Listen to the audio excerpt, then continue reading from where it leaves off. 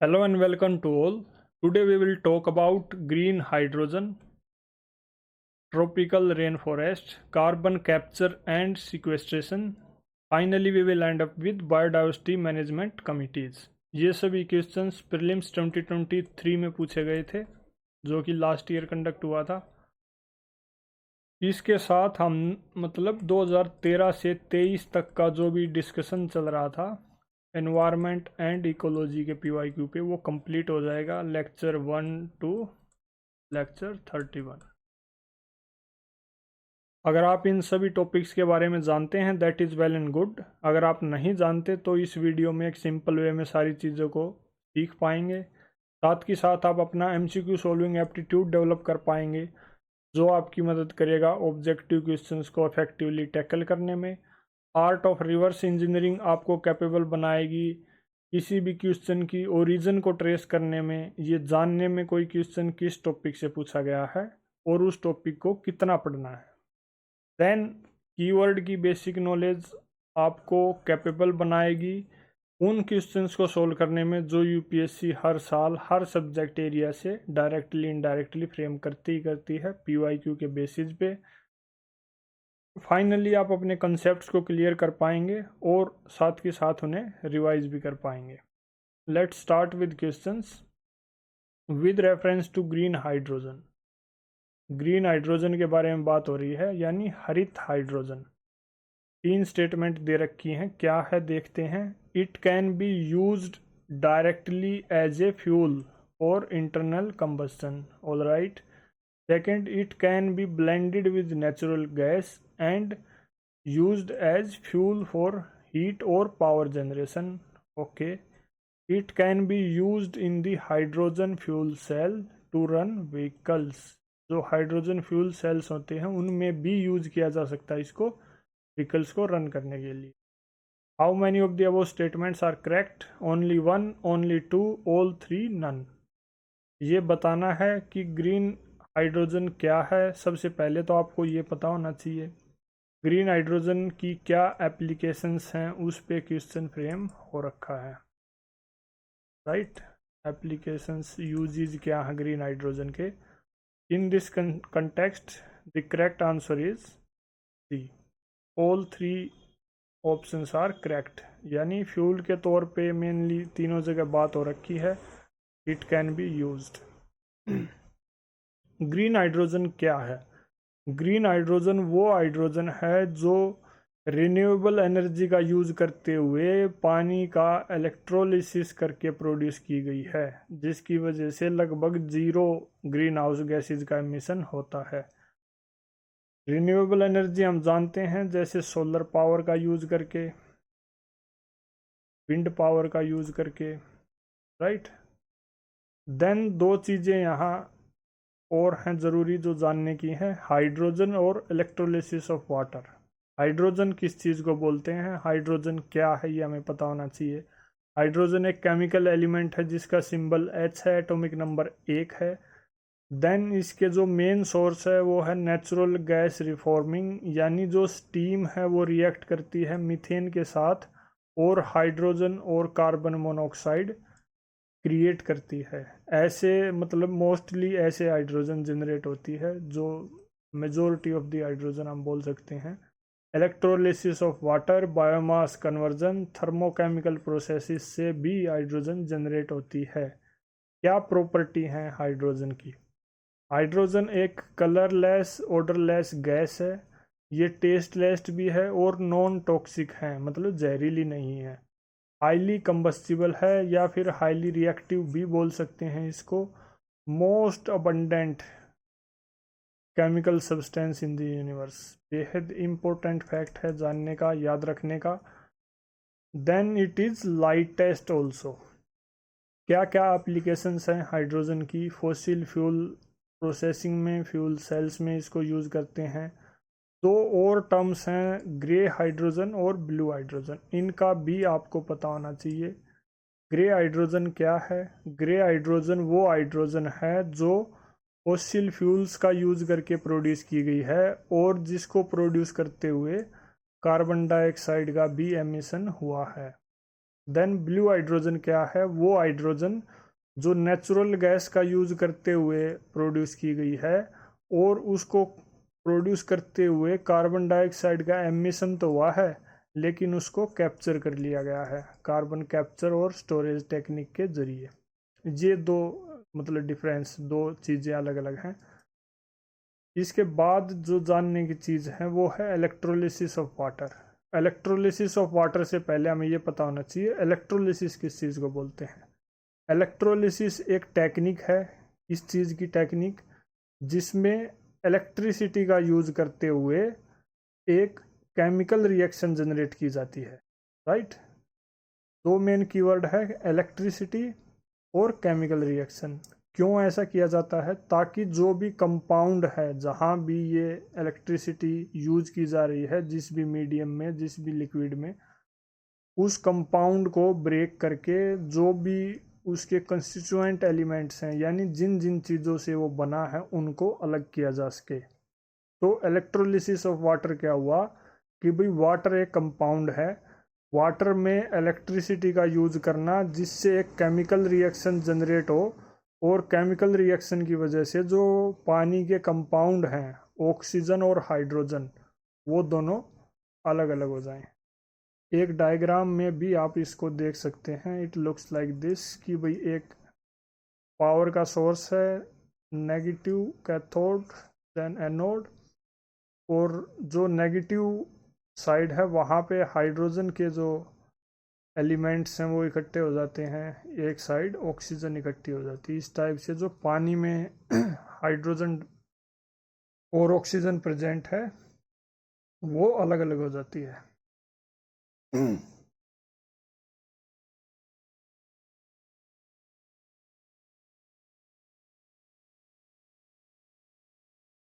इसके बाद बात आती है कि भाई ऑब्जेक्टिव क्या है, क्या मकसद है ग्रीन हाइड्रोजन बनाने का, ताकि जो ग्लोबल वार्मिंग है उसको कम से कम 1.5 डिग्री सेल्सियस से कम रखा जा सके। पेरिस एग्रीमेंट को मतलब ध्यान में रखते हुए ये गोल है। देन जो फॉसिल फ्यूल्स हैं उनको, उन पे जो डिपेंडेंस है वो कम की जा सके by replacing grey hydrogen. Grey hydrogen के बारे में हमने ऑलरेडी बात कर ली कि ग्रे हाइड्रोजन की जगह आप यूज कीजिए ग्रीन हाइड्रोजन। उससे क्या होगा, ग्रीन हाइड्रोजन में को जनरेट, जब जैसे हमने पहले देखा था, ग्रे हाइड्रोजन को बनाने के लिए किसकी ज़रूरत पड़ती है, फॉसिल फ्यूल की। ग्रीन हाइड्रोजन को बनाने के लिए रिन्यूएबल एनर्जी की। सो अगर आप ज़्यादा से ज़्यादा ग्रीन हाइड्रोजन पे डिपेंड करेंगे तो रिन्यूएबल एनर्जी का यूज़ करना पड़ेगा। ऑटोमेटिक जो फॉसिल फ्यूल्स हैं उन पे डिपेंडेंस कम हो जाएगी। ऑटोमेटिक जो क्लाइमेट चेंज की समस्या है, ग्लोबल वार्मिंग की समस्या है, उसमें डिक्लाइन आएगा। क्या एप्लीकेशंस हैं ग्रीन हाइड्रोजन की? हैवी इंडस्ट्रीज में इसका यूज़ होता है, हाई टेम्परेचर प्रोसेसेस में, steel making, production of green ammonia और ऑर्गेनिक केमिकल्स, जो फर्टिलाइजर प्लांट्स वगैरह का काम है, cement and glass industry, fuel cell technology, then long haul transport, shipping, aviation, energy storage, power generation, ये सभी एप्लीकेशंस ग्रीन हाइड्रोजन की हैं। Next is consider the following heavy industry. कुछ भारी उद्योगों के बारे में बात कर रखी है। भारी उद्योग कौन कौन से? Fertiliser plants, oil refineries, steel plants. Green hydrogen is expected to play significant role in decarbonizing how many of the above industries। मतलब ग्रीन हाइड्रोजन इन तीन जो हैवी इंडस्ट्रीज मेंशन कर रखी हैं इनमें से किन किन को डीकार्बनाइजेशन करने में मदद करेगी या फिर एक सिग्निफिकेंट रोल प्ले करेगी? Only one, only two, all three, none. Correct answer is C, यानी तीनों ही इंडस्ट्रीज में ग्रीन हाइड्रोजन अपना काम करेगी, इनके लिए इफेक्टिव होगी डीकार्बनाइजेशन करने में। ग्रीन हाइड्रोजन के बारे में, इसकी एप्लीकेशंस के बारे में हमने पहले ही बात कर ली। यहाँ एक छोटी सी टर्म जो देख लेते हैं, हैवी इंडस्ट्रीज। हैवी इंडस्ट्रीज किन को बोलते हैं? वो इंडस्ट्रीज जहाँ पे लार्ज स्केल पे प्रोडक्शन होता है, बिग बिग यानी बड़ी बड़ी मशीन्स और मशीन टूल्स का यूज किया जाता है। उनकी जो फैसिलिटीज़ हैं, बिल्डिंग्स हैं, वो बेहद बड़ी, मतलब एक बड़े स्केल पे प्रोडक्शन किया जाता है, मैन्युफैक्चरिंग की जाती है। कॉम्प्लेक्स प्रोडक्शन प्रोसेसेस होती है, इंफ्रास्ट्रक्चर वगैरह से भी रिलेटेड ये है। जैसे रोड वगैरह डेवलप करना। एग्जाम्पल की अगर बात करें, steel industry, machine making tools, machine tools, automobiles, energy, mining industry, chemical industry, aircraft industry, ship building industry, ये सभी एग्जाम्पल हैं हैवी इंडस्ट्रीज के। अब यहाँ पे आपके लिए काम ये है कि आप ये बताएं लाइट इंडस्ट्री किन को बोलते हैं। कमेंट करके हमें बताएं लाइट इंडस्ट्री क्या है, right. What are light industries, एक सिंपल वे में 1 सेंटेंस की डेफिनेशन, सिंपल स्ट्रेट फॉरवर्ड, और कम से कम 3 से 4 एग्जाम्पल।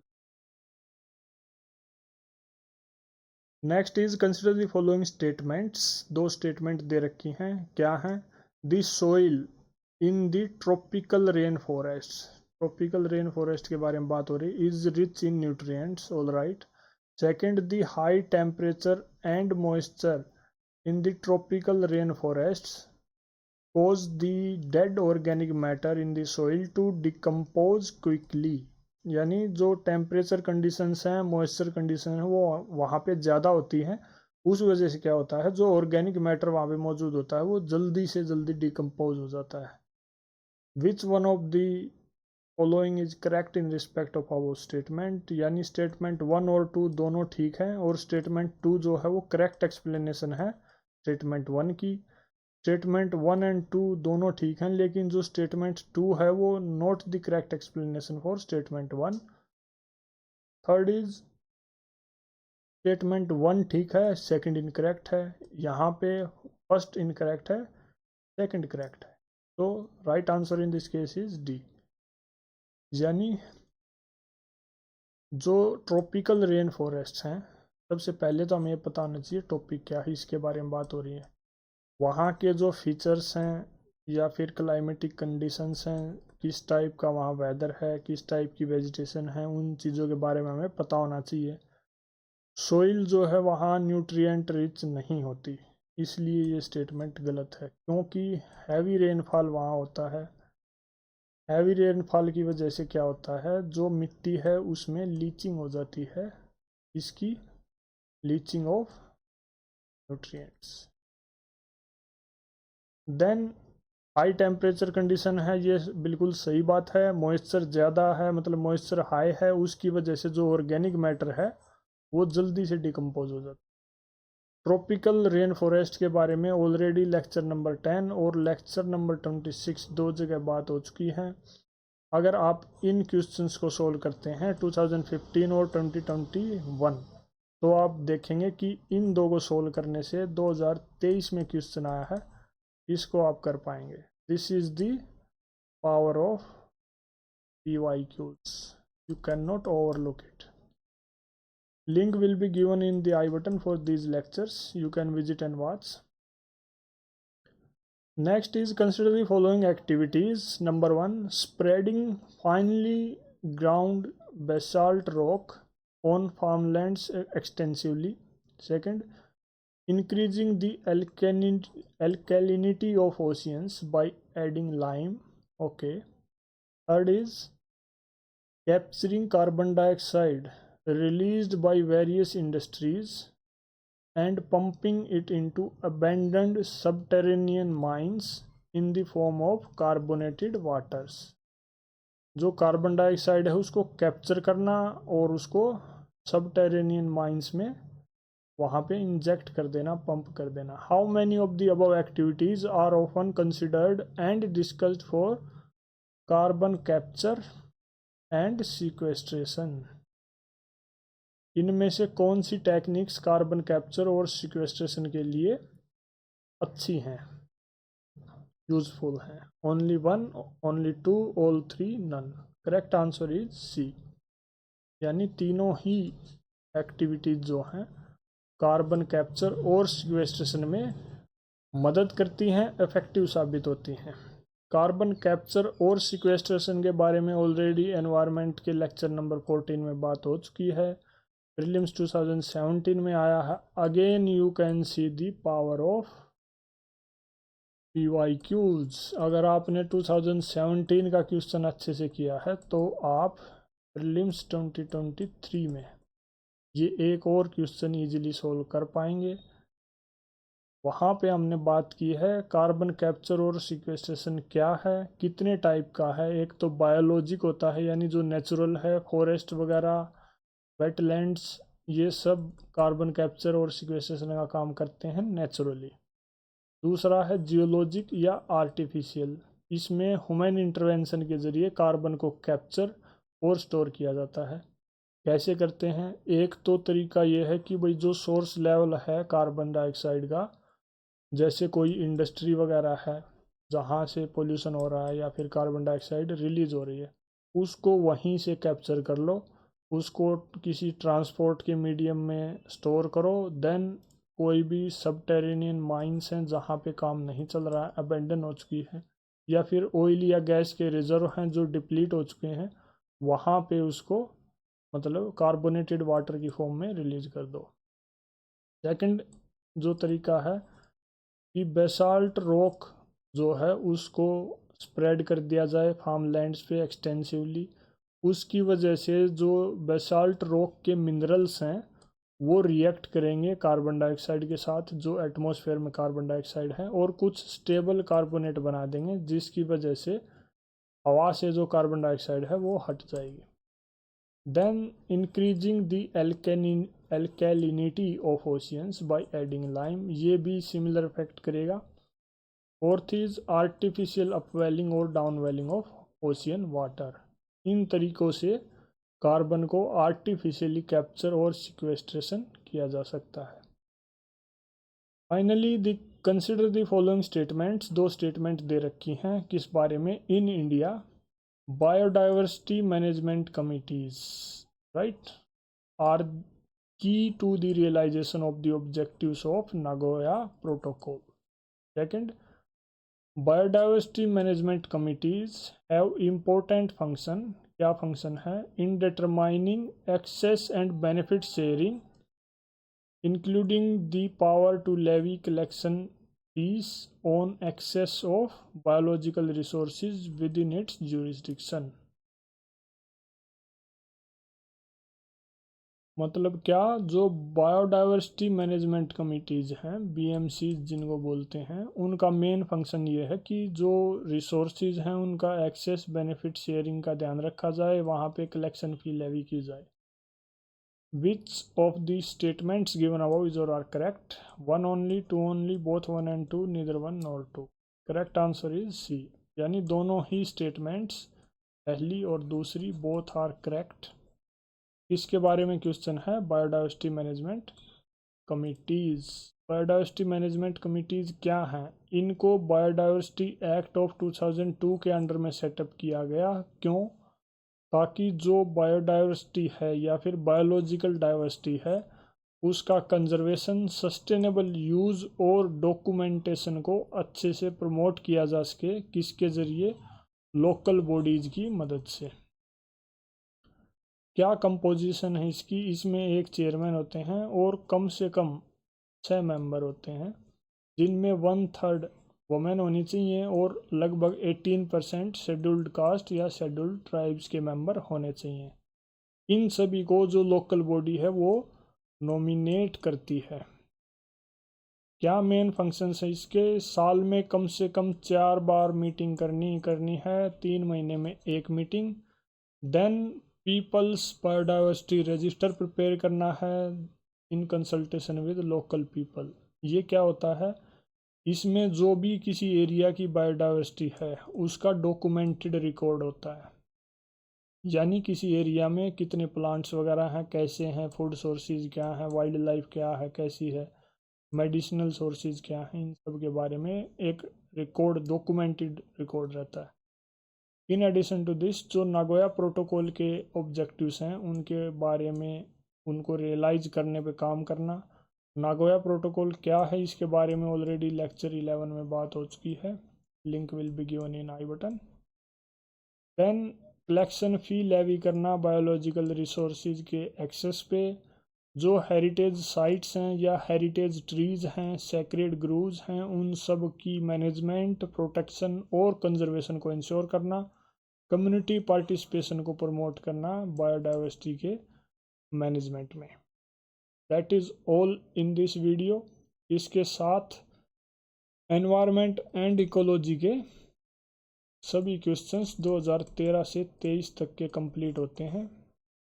अगर आपको कुछ अच्छा और रेलिवेंट सीखने को मिला ज़रूर हमें कमेंट करके बताएं। साथ के साथ आप अपने सजेशंस भी हमारे साथ शेयर कर सकते हैं जो हमें चीज़ों को और बेहतर बनाने में मदद करेंगे। And in addition to this enjoy learning, अच्छे से चीज़ों को सीखिए, चीज़ों को फ्री माइंड होकर सीखिए, बेहद ज़रूरी है। प्रेशर में आपकी अप्रोच नैरो हो जाएगी, आप चीज़ों को खुलकर नहीं पढ़ पाएंगे, खुलकर नहीं पढ़ेंगे तो गहन अध्ययन जिसकी ज़रूरत पड़ती है वो नहीं कर पाएंगे।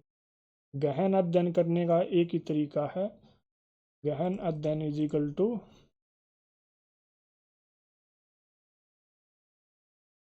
एंजॉय। जो भी आप पढ़ रहे हैं, जो भी आप सीख रहे हैं उसको एंजॉय कीजिए, हर चीज़ की क्वेश्चनिंग कीजिए, ज़्यादा से ज़्यादा क्वेश्चंस पूछिए, चीज़ों को एक क्यूरियस माइंड के साथ, एक बच्चे जैसे माइंड के साथ सीखिए, पूछिए क्वेश्चंस, कोई चीज़ क्या है, कैसी है, and in that way you will learn better. That is all in this environment series. Thank you.